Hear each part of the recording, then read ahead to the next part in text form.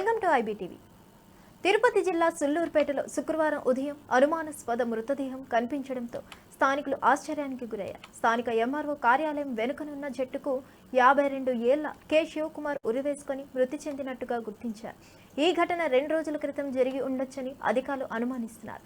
స్థానికులు పోలీసులను సమాచారం ఇచ్చారు. ఎస్ఐ బ్రహ్మనాయుడు సంఘటన స్థలానికి చేరుకొని పరిశీలించి కేసు నమోదు చేశారు.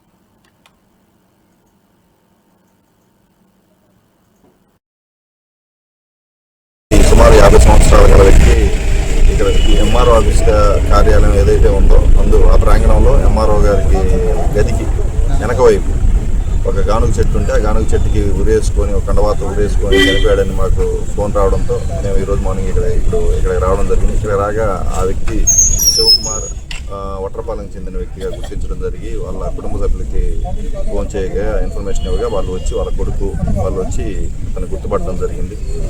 వారు చెప్పడంతో అతను కొంచెం ఈ మధ్య మనవడు కొట్టడంతో కొంచెం మద్యానికి అలవాటు పడి బండి అలాగే మందు మొబైల్ అమ్మేసి తాగడం ప్రారంభించి ఇంట్లో వాళ్ళు ఏదో అంటారని చెప్పేసి భయంతో తను ఇది చేసుకున్నాడని వాళ్ళ కొడుకు అనుమానం వ్యక్తం చేస్తున్నాడు.